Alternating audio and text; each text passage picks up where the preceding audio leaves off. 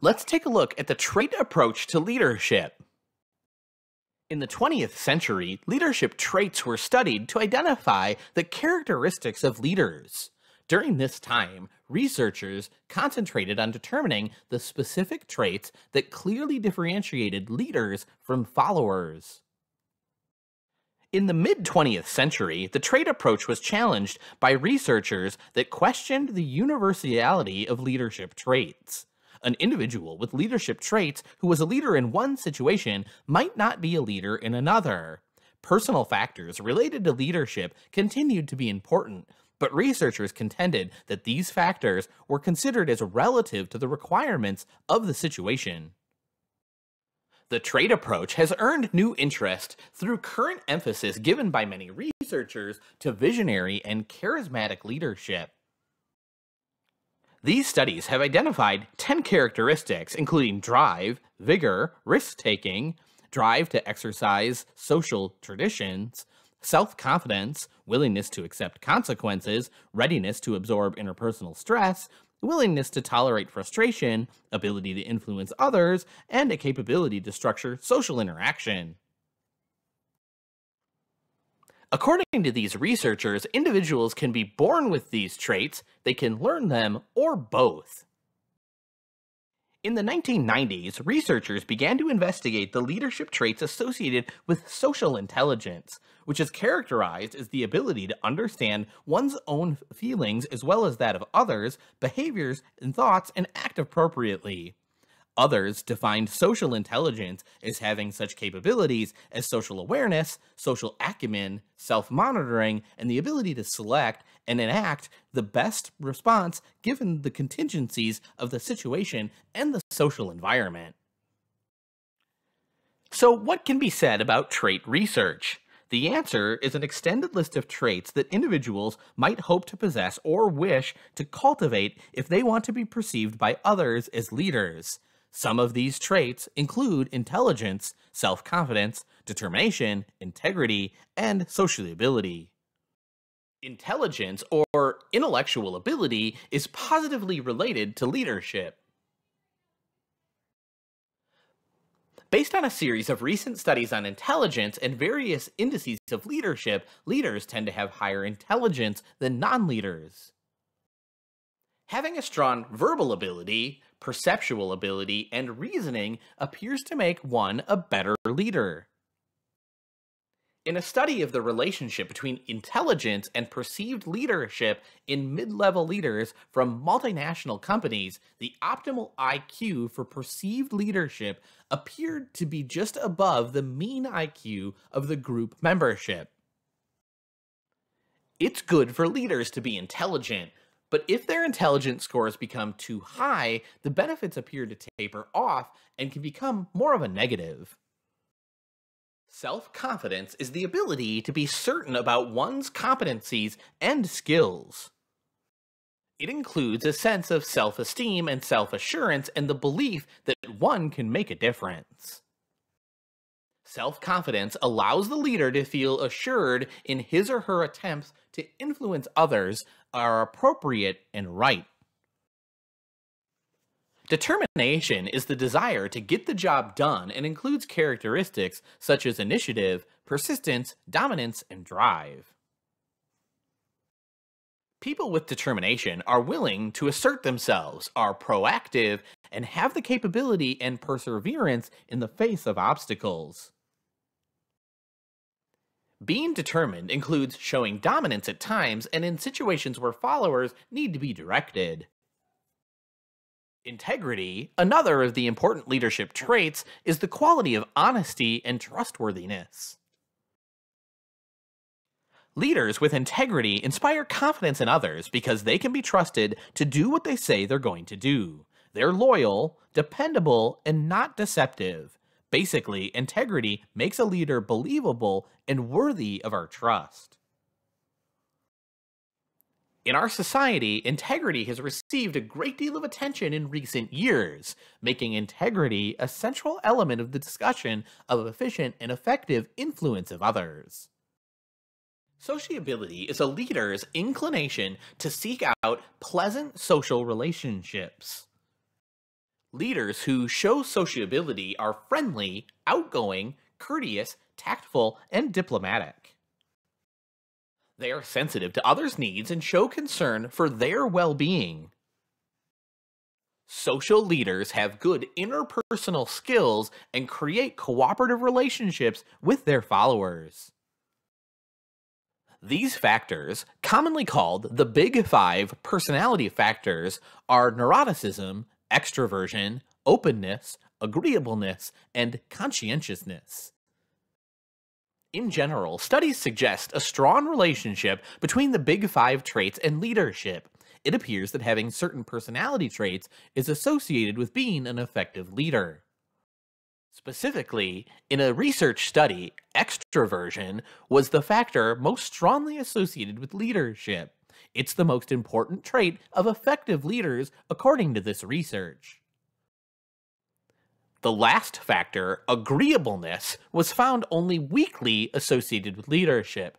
Again, research pointing to agreeableness not necessarily being an important personality trait of leaders.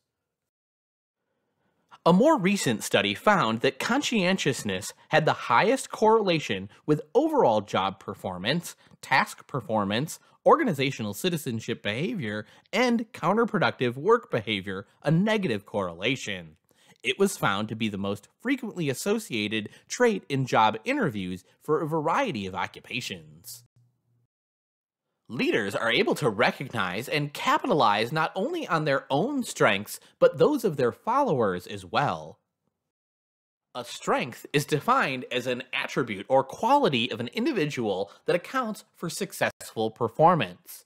Strengths researchers suggest that strengths are the ability to consistently demonstrate exceptional work. The seminal research in this area has been undertaken by the Gallup organization, which has spent more than 40 years identifying and assessing individual strengths or themes of human talent, those natural reoccurring patterns of thought, feeling, and behavior that we all have. Talents are similar to personality traits. They're relatively stable, fixed characteristics that are not easily changed.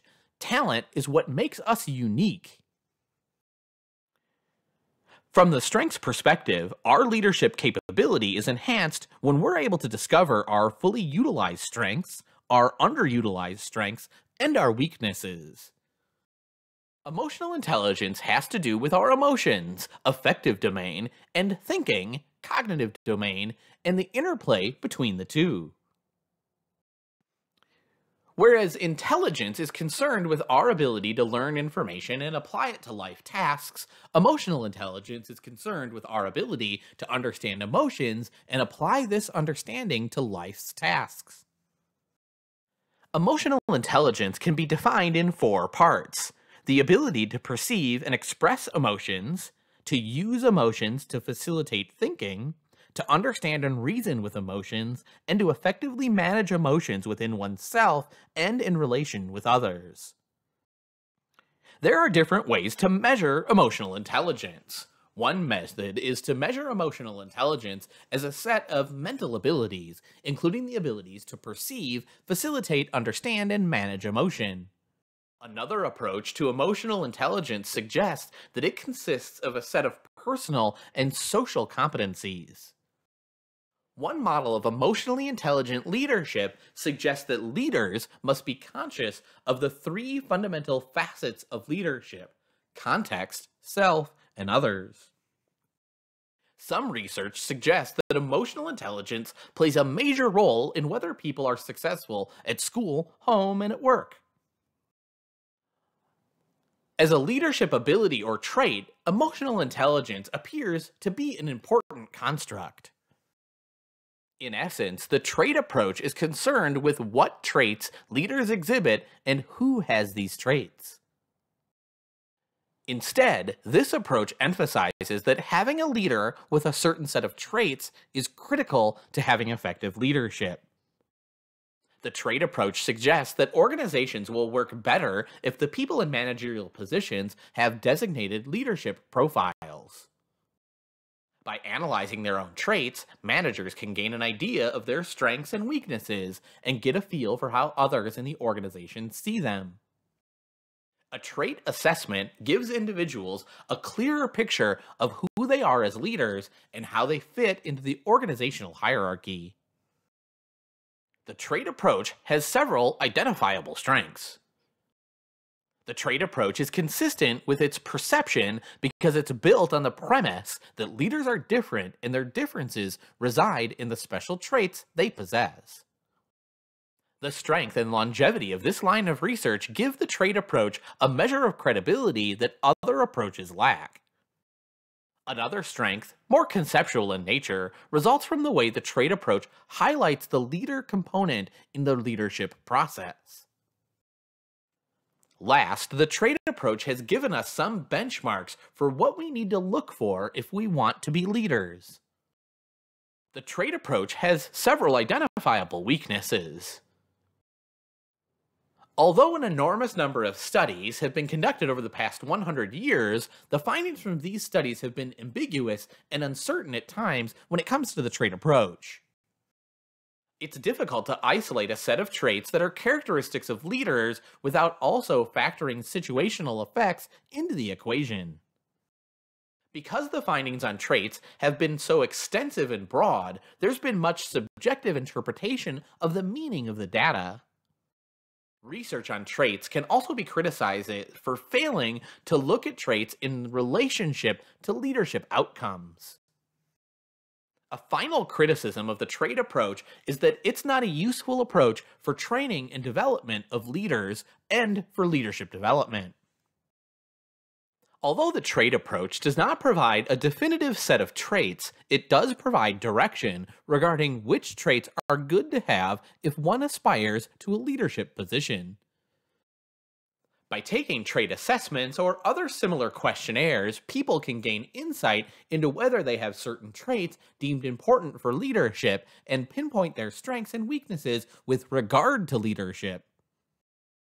Managers can use this information from the trait approach to assess where they stand in their organization and what they need to do to strengthen their position. Trait information can suggest areas in which their personal characteristics are very beneficial to the organization and areas in which they may want to get more training to enhance their overall approach. Using trait information, managers can develop a deeper understanding of who they are and how they will affect others in the organization. The trait approach has roots in leadership theory that suggested that certain people were born with special traits that made them great leaders. Because it was believed that leaders and non-leaders could be differentiated by a universal set of traits, throughout the 20th century, researchers were challenged to identify this definitive trait lists of leaders. Researchers began to study the interaction between leaders and their context instead of focusing only on the leader's traits.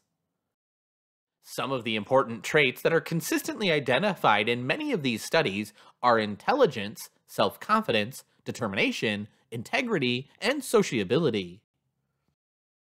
Extroversion was a trait most strongly associated with leadership, followed by conscientiousness, openness, low neuroticism, and agreeableness. These are all the big 5 personality factors. Organizations use personality assessments, like the Big 5 instrument, to identify how individuals will fit within their organization. The trait approach has several advantages. First, it's intuitively appealing because it fits clearly into the popular idea that leaders are special people who are out front leading the way in society. In analyzing the traits of leaders, the approach has failed to take into account the impact of situations.